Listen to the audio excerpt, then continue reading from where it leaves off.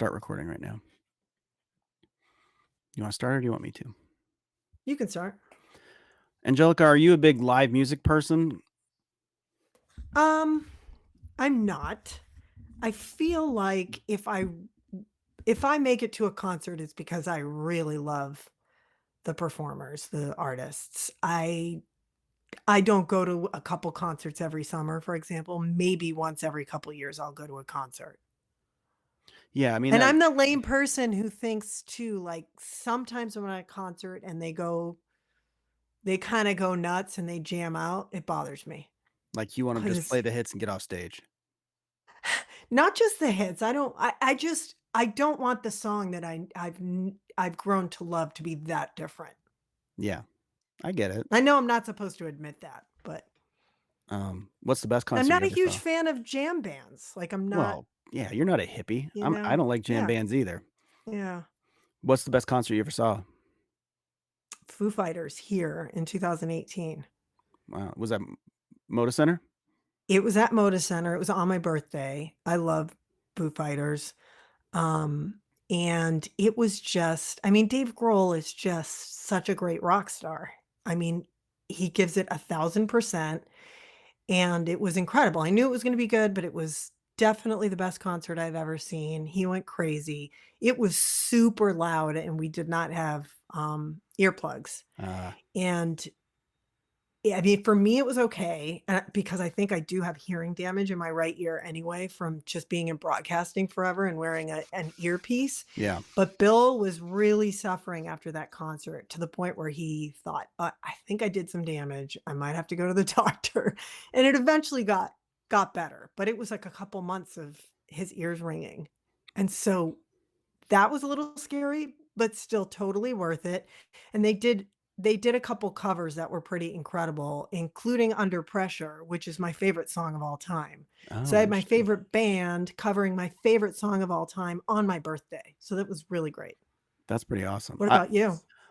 First off, on the Foo Fighters, like, their first album came out when I was a senior in high school, and, my girlfriend broke up with me, like, the first girlfriend I ever had, and, I was just heartbroken, and I let my heart get broken all the time for no good reason, even as an adult, not with love, because 'cause I'm happily married and all that, but just, like so I took it hard is what I'm saying, and so I listened to Mhm. the first 2 songs on that Foo Fighters album, "I'll Stick Around" and the other one, I don't owe you any where, he's just chanting that, I Yeah, just yeah, on yeah, yeah. repeat, I would listen to that. Um, and then after that, I haven't really listened to him much, but, yeah, I'm not a huge concert guy either, not because I don't love music, I absolutely adore music, it's just more of a I'm too lazy to follow along and see who's coming to town and actually follow up and buy the tickets. I mean, it's as simple as that. When I was, the production director at KWVA, the campus radio station at U of O, I got free tickets all the time, so I would go to lots of shows then. Yeah. So the Wow Hall in Eugene is like a little concert venue. I'd get one free ticket, so I'd go by myself all the time, and I saw some amazing acts.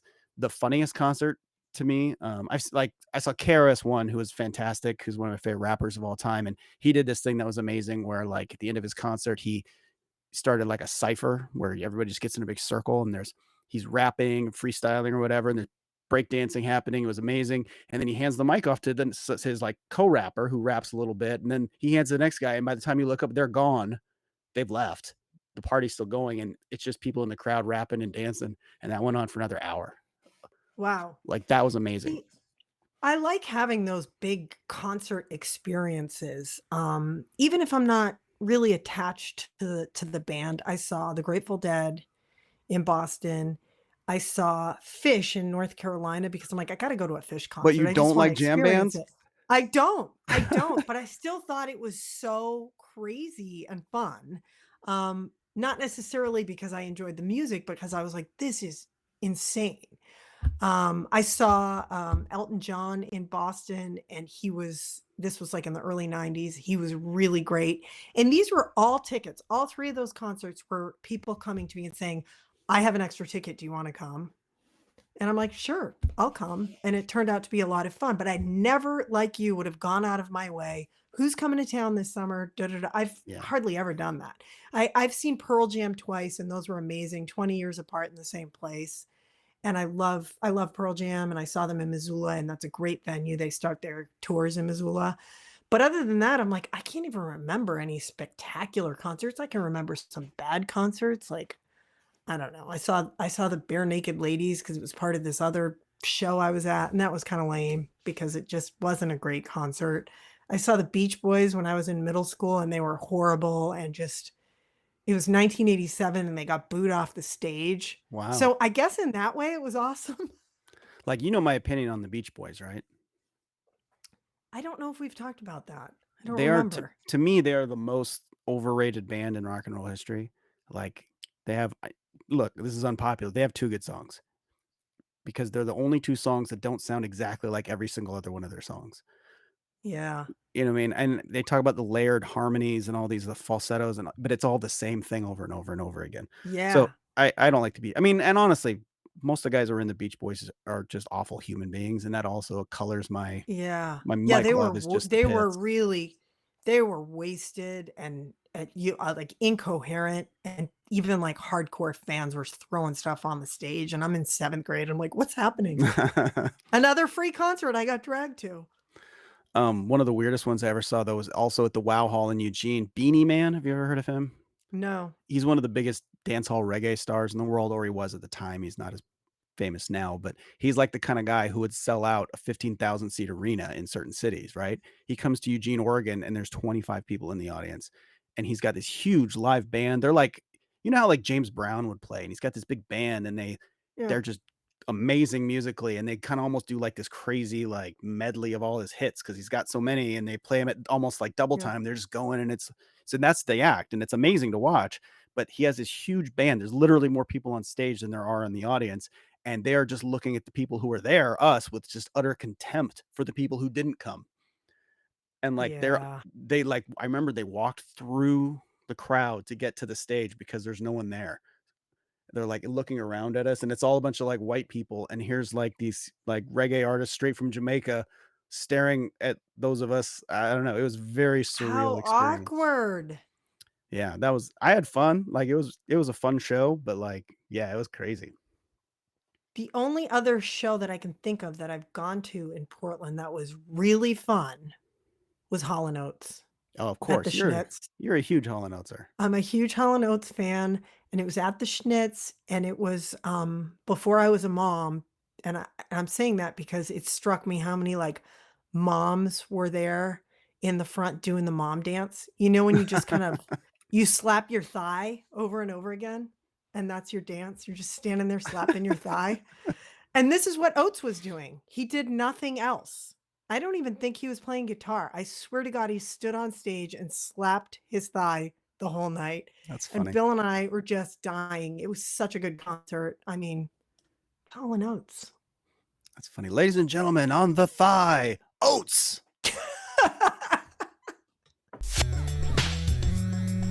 Welcome to Film Swap, the podcast where we challenge each other to watch the movies that we've let slip through the cracks or shoved into the cracks for whatever reason. I'm Nick Voll.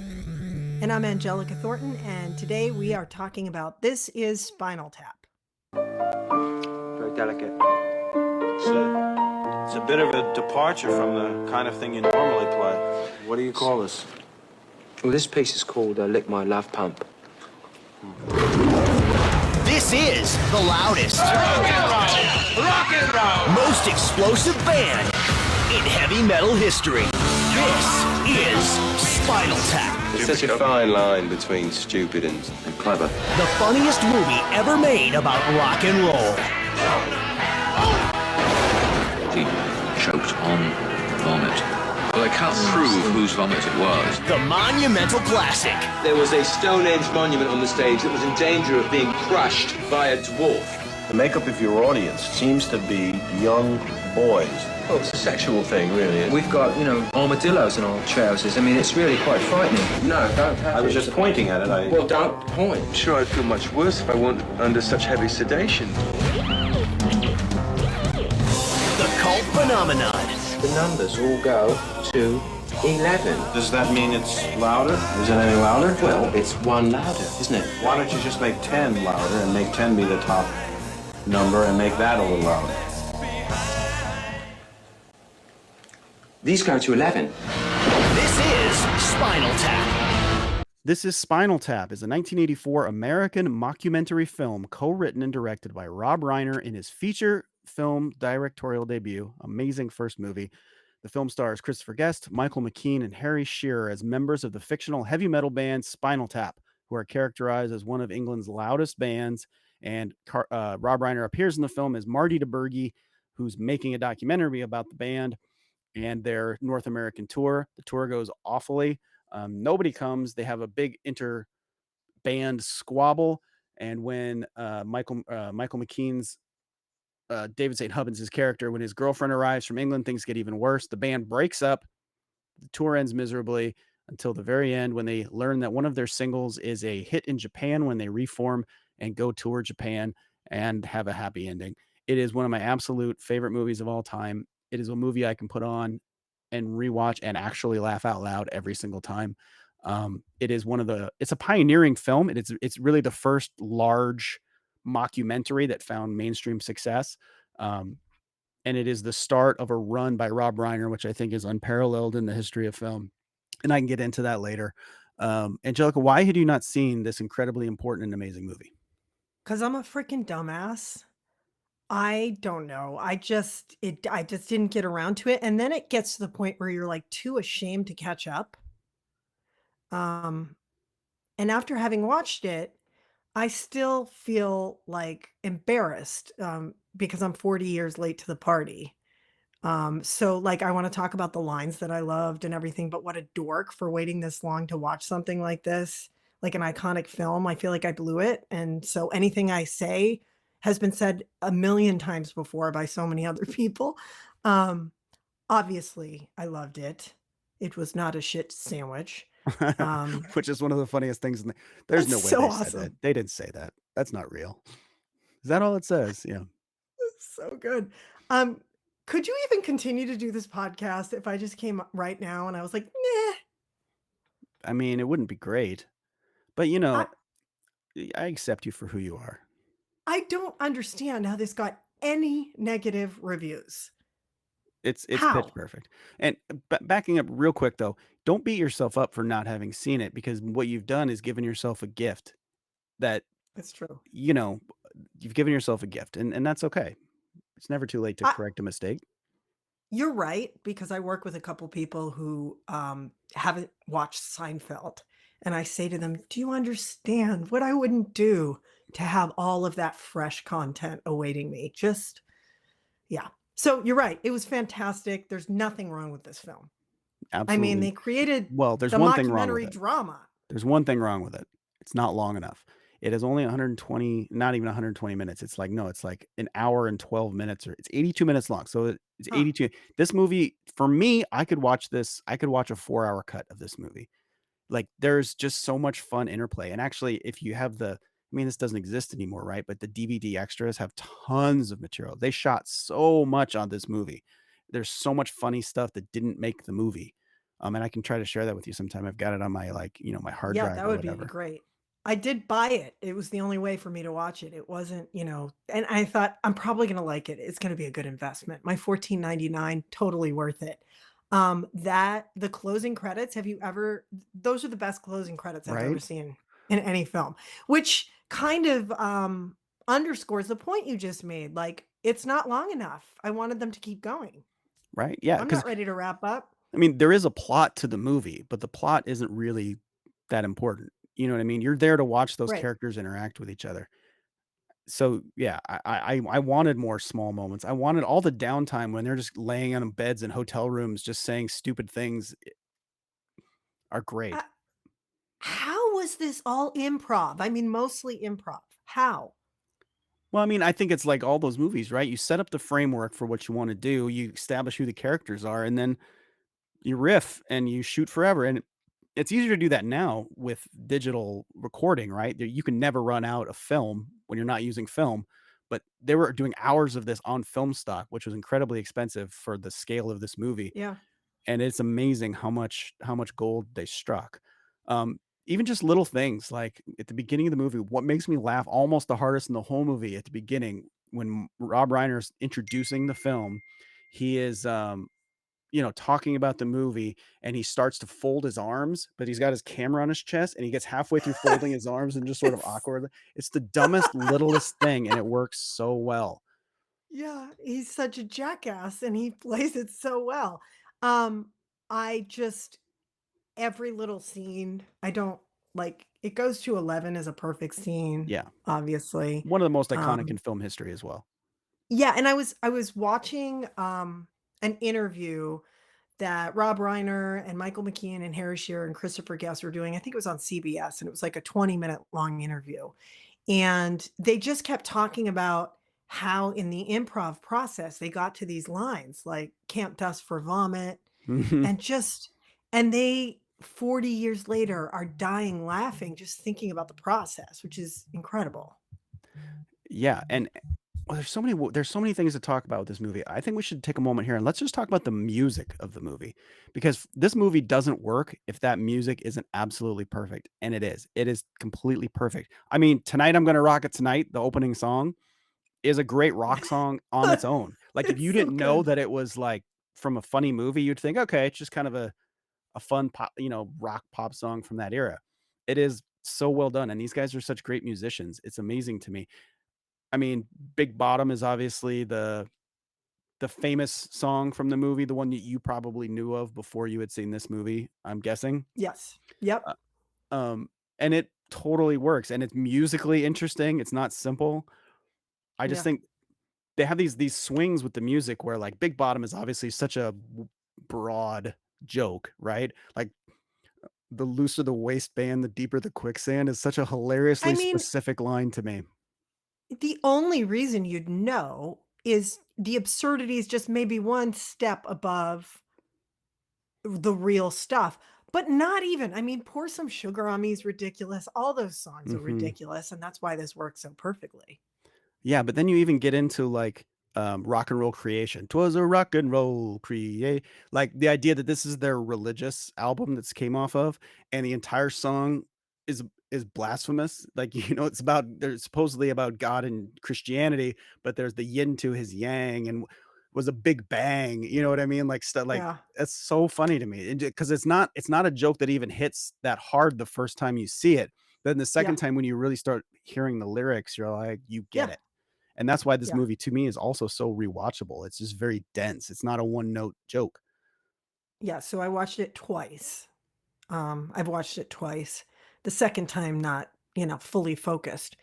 And I probably haven't picked up on yeah, I mean, I don't even know what percentage of the things that you're gonna get into here, but, like, I didn't notice a lot of the lyrics in the songs yet, so I gotta watch it more. I gotta and Bill was walking in and out of the room the second time I was watching it and just quoting the lines 'Cause he's at seen me, it. so I was He like Yeah, yeah, I was like, "Get out! I haven't seen it that much, you're distracting me." that's funny. I love too, like, a little bit more on the music here, Sex Farm, and the song itself is just so idiotic. And one of my favorite lines in the whole movie is then when, Harry Shearer's character is talking about how they're taking a sophisticated look at sex through the song "Sex Farm" with a line like, "Pulling out my pitchfork and poking your hay."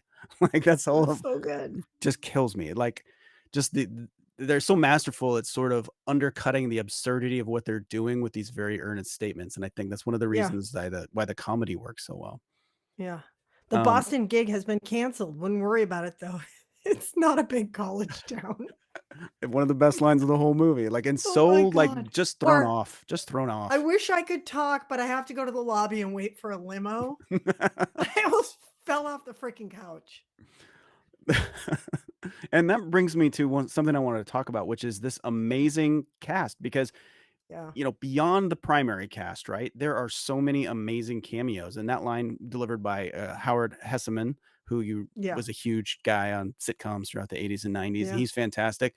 But you've got young Dana Carvey playing a mime waiter. You've got young Billy Crystal, his boss, the mime waiter. It's so Fran Drescher is good. fantastic in this movie. Um, you've got, Bruno Kirby playing the great limousine driver, and the part of the movie when he starts telling that Frank Sinatra story and just the window goes up right in his face Yeah. It's just so good. kills me, and then Rob Reiner saying, "Well, they don't understand Frank's lifestyle," as if that's the reason they raised Like, that's so And funny to me. Fred Willard. Oh, yeah, Fred Oh, Willard. And this is one of the so first good. times I mean, he was not that well known at this point of his career either, so just playing that And straight line like, "We're such a fan of your music." Well, not your music in particular, but rock and roll in general, what you guys are doing. I guess they had a really hard time keeping it together during those scenes because it was all improv on his part, and, Christopher Guest was saying that it was one of the toughest parts to shoot because they were dying because he was so good. He's hilarious, yeah, and Yeah. it's so funny to me too, that was shot up just north of where we are now, it was, I believe, shot up in Washington, at the Air Force Base. I might be wrong about Oh, that, but huh. yeah, it's kinda interesting.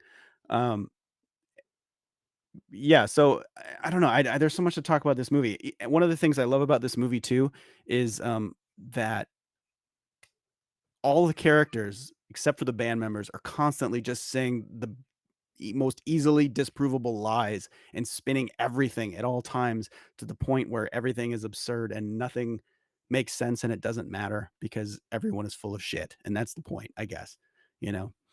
I saw this review where they were talking about the scene with Paul Schaefer. I Oh think he's my, a publicist, yeah, right? he's hilarious in there. And he comes in and he just accepts all the blame, and it was so good. Kick my It was ass. so Kick good. it. Can you do me a favor? All right, let's talk about Rob Reiner as a director. Just so good. I cannot believe this was his first directing job. You've got this, you've got When Harry Met Sally, which is my favorite movie, Stand By Me, Princess Bride, Misery, that range A in Few Good Men. itself. A Few Good Men. These are so from 84 to 92, this is the run he went on. Spinal Tap, The Sure Thing, which was a hit but is not a classic. That's the only misfire in this era. Stand By Me, Princess Bride, When Harry Met Sally, Misery, A Few Good Men, consecutively.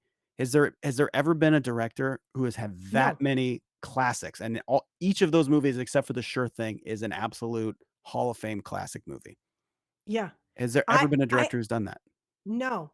Like, sorry, Martin Scorsese, sorry, Francis Ford Coppola, sorry, Steven Spielberg. Meathead is the best. He is. He's the best director. And then what's amazing to me, if for that era, yes, for that stretch, but then after that, you look at his and it's just extended runs of mediocrity after that. And that's what's another thing amazing to me about his career. It's like, yeah, okay, sure, he's responsible for 6 of the greatest movies of all time, but look at the other 11. They all suck. You know, The American That just President's shows okay, his but range. that's right. He can do great movies and terrible movies. It's amazing. Oh my Um, god. So, they were talking about how this film got off the ground, which I'm sure you know so much more about this. It's crazy to me they couldn't come up with a screenplay, right? mhm. Because it's improv, and, none of the studios would make it if they didn't have that.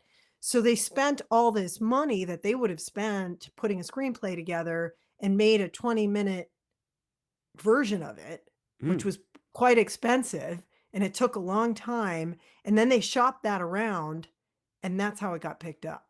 Oh, that's smart. That's interesting. And like There you was said, no other way to show the vision, and so they did, like, a mini version of it, and then they just basically extended it for the film.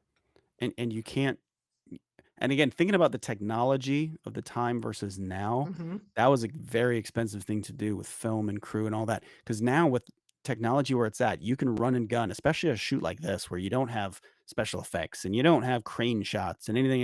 It's just a Yeah. guy with a camera and 3 idiots talking.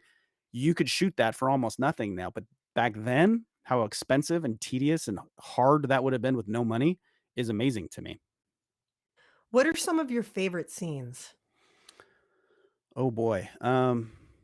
Well, I mean, we talked a little bit about the Air Force Base, and then when his wireless pack picks up the jets, I think that's great. But the stone cold funniest scene, the perfect scene in that movie is Stonehenge. The entire sequence of Stonehenge. Yes! When he writes It's out on the napkin 18 inches, Tony Hendra, their manager, takes it to another amazing cameo. Angelica Houston plays the artist who makes it. She's like, no, that's what it says, 18 inches. It brings it down. They're in shock when they see it on stage. And then Michael McKean, David St. Hubbins is the character name. He says, The problem, wasn't the music. The problem is we had a replica of Stonehenge in danger of being crushed by a dwarf. And that kills me every time.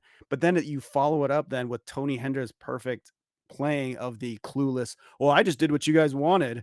I'm not here Yeah. to make decisions. I'm here to follow the direction of the band. It's just like his sliminess is so perfect.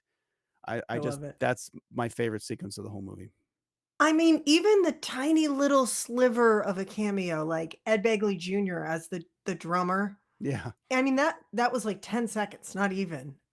John Stumpy Pepys, who dies Yeah. in the bizarre gardening accident. Best left unsolved. That was perfect. Best left unsolved. Yeah. That's the police said that. That's hilarious to me. It's so Um, good. And I love Ed Begley Jr., by the way. He is just a king. yeah, I mean, are you talking about as an He's actor or just as a great human just a being? person and an actor. Like he's always at the station doing AM Northwest. He's I mean, he's such a nice guy. He like walks around like he's everyone's friend. He's like I don't know. He's a great guy. You hear something? So if you're listening to this podcast, Angelica's got some sort of cacophony happening outside of her window here. Seriously, it sounds like I have real gastrointestinal issues right now, but I think it's like a jackhammer out there. In my headphones, I hear nothing, so I think you're Okay. good. All right. It's probably Sorry. very distracting for you though. Yeah, sorry about that. I one of the things that I keep coming back to, there's two things like thematically that I keep coming back to with this movie over and over and over again. One is that I think it may be one of the greatest depictions of male friendship ever put on film.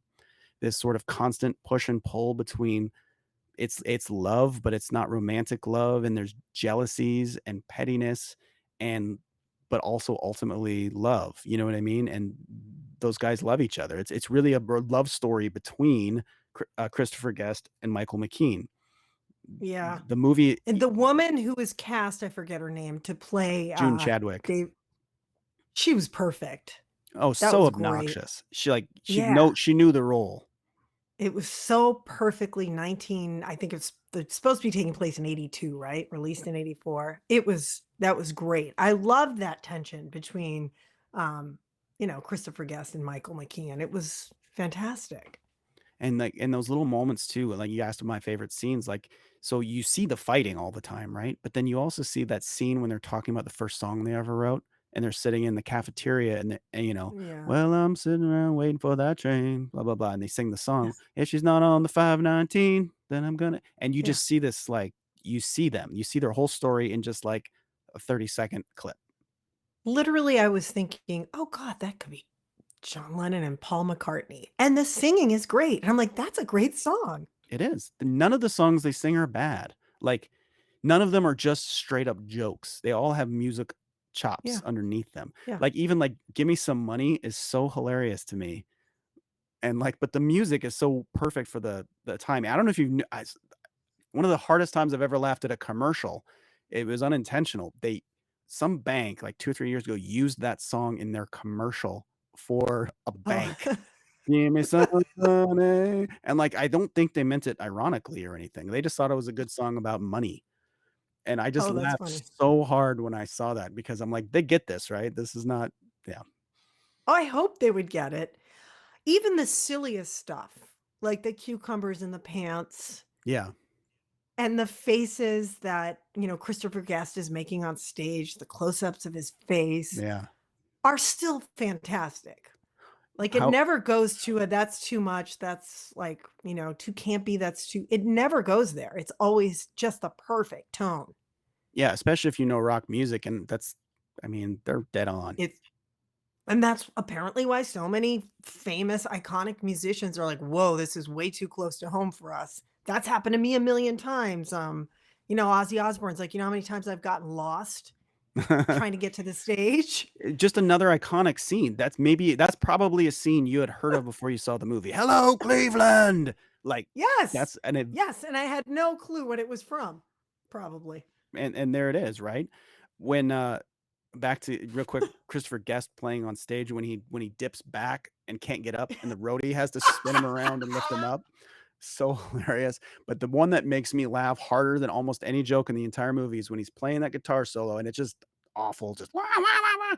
He picks up the violin and rubs it against his It strings, but just then, starts. which is ridiculous enough, but then in the middle of it, he tunes the violin. I just die every time I see that. Like it could Oh not my be God. funnier. And what's funny to me too about Christopher Guest is he seems like a great human being. Don't get me wrong, just a wonderful guy. He's made some of the funniest comedies ever made, right? But when you actually listen to him being interviewed, he has like no interest in being funny for you when he's not on in a movie. Like Yeah, I've never heard him make a joke outside of a movie. I was just listening to a podcast. God, what was it? It was Conan O'Brien, and he was talking about Christopher Guest. And I think like Christopher Guest came to his Christmas party, and he was talking about how just incredibly stoic he is. Mhm. And he's not there to make you laugh. He's just quiet and matter of fact. And I mean, a lot of comedians are a lot of brilliant comedians are like that. Mhm. But even in this interview, this CBS interview that I was watching, it was like he was so economical with everything he said, but every single word that came out of his mouth was hilarious. There's Yeah. no filler with him. It's all just perfect. Yeah, he's not like Conan O'Brien, whom I love also. Conan wants to make you laugh. Like he's trying Yes, so hard to make you he is laugh. a clown standing in front of you and he's going to do whatever it takes. And Yeah. sometimes it works and sometimes it doesn't. It Um was with Jane Lynch, and Jane Lynch was talking about working with Christopher Guest, and she was talking about how hard it is um, to kind of read him at first because he's he's just so straight and dry. mhm. Yeah, and it works too in his characters because none of his characters, even Corky St. Clair from Waiting for Guffman, who's a very flamboyant kind of character, is still relatively understated in the world of the rest of the movie. So yeah, it's fascinating with him. I wanted to come back real quick to this other thing that makes me I always think about when I watch this movie, and especially lately with like some stuff happening in my personal life, um, where like this idea that sometimes you can see something happening with a person, like, and they need to make a different choice, but you can't make that choice for them. And there's no way to fix that. And like this idea of how do you get over, like for me, it's like anger at somebody making the wrong choice that like, I don't need them to make the choice I would make. I just need them to not make that choice, the obvious wrong choice. And I feel like you see that with Christopher Guest watching Michael McKean go farther down this crazy road with June Chadwick, and they love each other and all that, and that's great. But she's kind of, bad news in a lot of ways, just how much she is kind of like leading him and sort of corralling Yeah. him and containing him. And so I think that's just an interesting thing to think about with the movie is like, how do we with someone we love or someone we work with or someone we know who's making the wrong choices, what do you do? What can you do about that? Nothing, ultimately. You can counsel them or say what you want, but I don't know. It is like a deep, like serious thing. But I think that is one of the cool parts of this movie too. Like with the male friendship, there are real things happening in the movie emotionally. That it's not just look at these three dumb English guys playing loud music. Yeah. It is I mean, he struggled. You could tell just by his facial expressions not to step over that line that Hollywood always goes to, where you would have Nigel freaking out on David about the girlfriend and ruining them. I mean, doesn't really happen that way. It doesn't unfold that way. So I think the way they approached this breakup was perfect. I mean, they have a small argument, but Yeah. yeah, But you and see it building up throughout the whole film, and then it kind of falls apart. And I think that the way Nigel came back was also great. yeah. I mean, because again, it gets back. It's a love story. I mean, Yeah. you come back to the ones you love, and he Yeah. loves David, and he comes back to him. And I think that's beautiful. Um, So I did not know, I had not heard that a sequel's coming out. I I've not heard this either. Yes, so this was part of the interview. The sequel's coming out in 2024 What? in March for the 40-year anniversary. Um, they all talked about it, including Rob Reiner. The bar is set so high for this, obviously, but they talked about so the gist is Tony Hendra, who plays the manager, Ian Faith, he died in real life in 2021. So they talked about how we're going to do this, but the sequel is actually built around his death, where the band is forced to reunite and play one last gig after his widow threatens to sue them unless they fulfill a contractual obligation. So so they come back together for like a basically a reunion. Reiner was talking about how difficult it was to decide if they wanted to actually do this. Hmm. And they all seem to be, in my opinion, 1,000% happy with the results. So That's that's great. coming out in 6 months. That's incredible. I had no idea. I had not heard this at all. That is like a see, yeah, you gave yourself a gift, and now you've given a gift to me. That's amazing. I can't wait to see this. I know over the years they have reunited for various things. There's like some TV appearances and things like that. They had like a Christmas album or something silly, and I think it was all for charity. But to have them actually do a full movie is going to be amazing. I can't wait to see it. I mean, I can't believe they're so good that they've actually performed as Spinal Tap. Like, that's crazy to me. Um, and like Rob Reiner was talking about that he originally sort of based his character on Martin Scorsese Hmm. and like, but obviously a really shitty version. Yeah. Like, Well, I mean, even the name um, Marty DeBurgi, Marty yes, Scorsese. I right. mean, Uh, so he basically was like, oh, it's sort of based on the last waltz that, Martin Scorsese did. And Reiner says Scorsese was pissed at him for a while after This Is Spinal Tap came out. But over the years, just like everyone else, he grew to love it. And I was like, like, that's extraordinary. yeah, sure.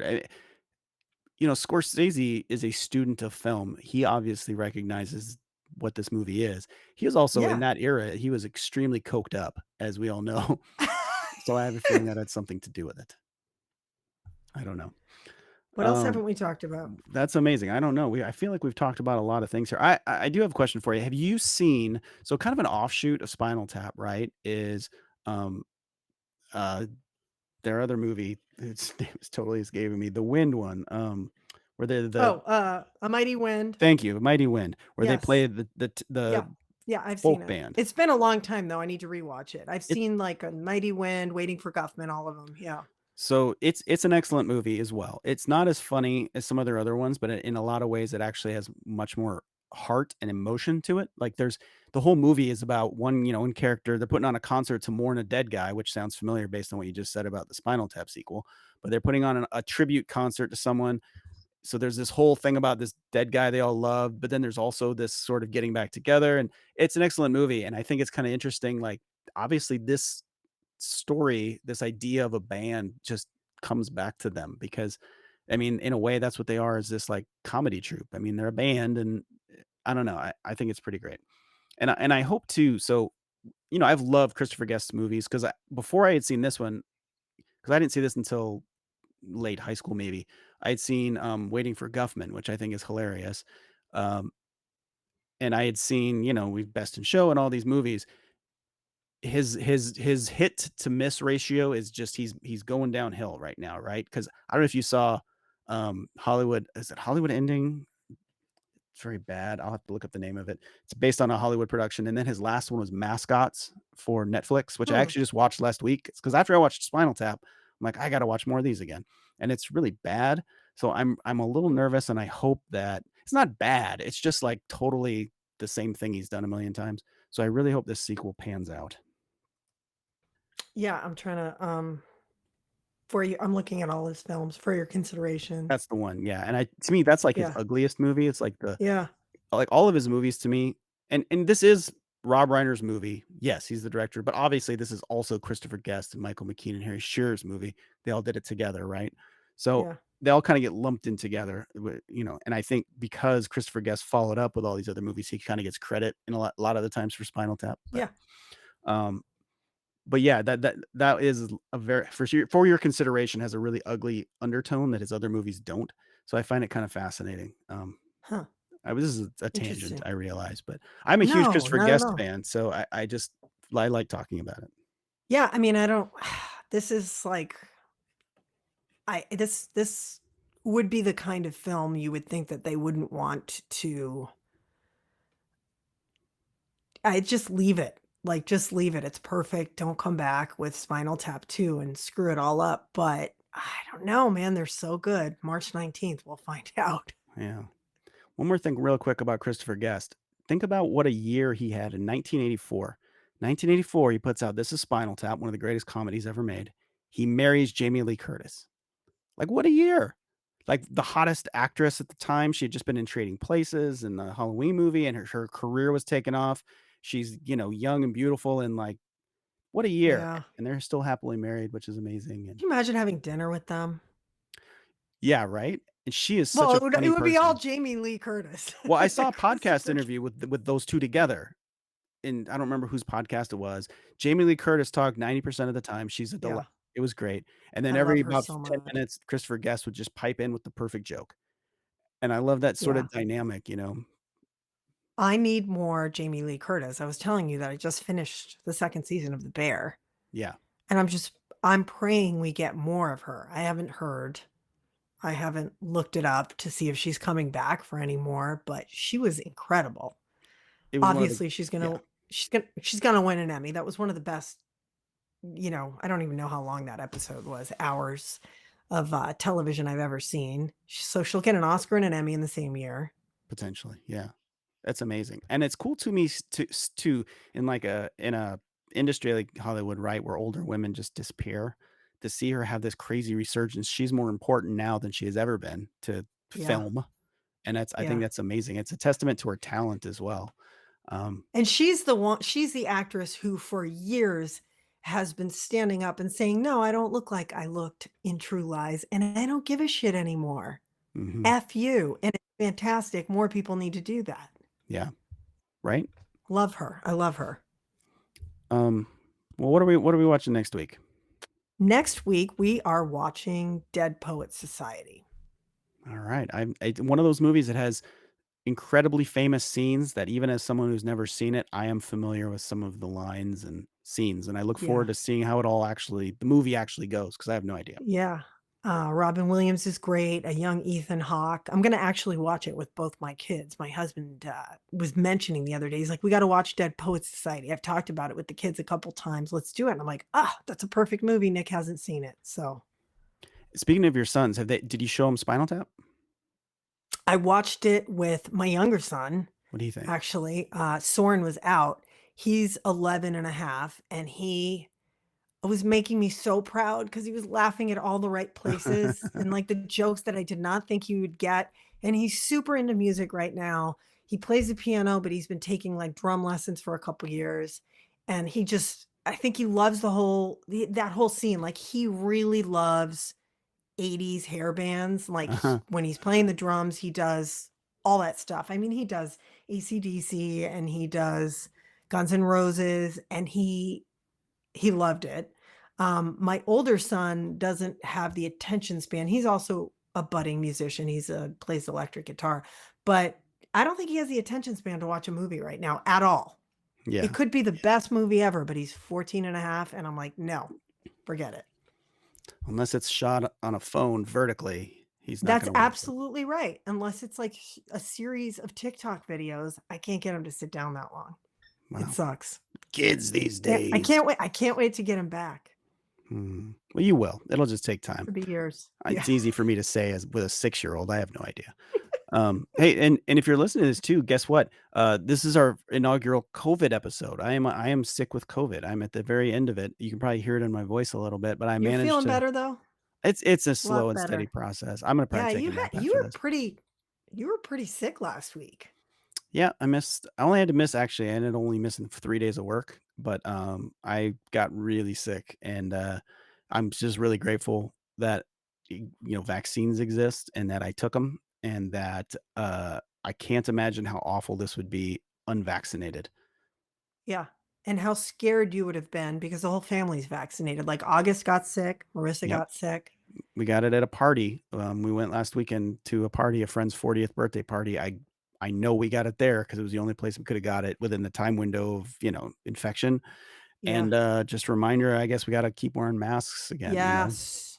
So many kids in my kids' school have COVID. I've been testing my kids all the time because they both got sick, kept testing negative. I was still thinking you probably have it. I mean, we all had it in March, so I don't know. Mhm. But principals sick, teachers are sick, kids are sick. So like hopefully we don't get back to like the winter of 2021 or anything like that. And hopefully people will get the new booster, but it's kind of scary. It's really ramping up fast. Yeah. So wear your masks and watch Spinal Tap. And And watch Dead Poet Society. yeah. Angelica, why don't you do the honors this week to sign off? You don't was remember gonna our give you a- catchphrase already? You've I was going forgotten to it? give you a line from Spinal Tap, but we already went through them. There's a fine line between stupid and clever. That's right. Another classic line. And it's one that I use all the time. I'll be honest with you. It's like a movie quote that's always at the tip of my tongue to use. But seriously, Love Actually sucks. Film Swap is produced and hosted by Angelica Thornton and Nick Voll. You can watch or listen on YouTube, Spotify, Anchor, Apple Podcasts, and Google Podcasts. Follow Angelica on Twitter at Angelica KATU and follow Nick at Nick Voll. Share your thoughts on the films we discussed there, and we might just read them on the show. Music by John Michael Farley and Nick Voll.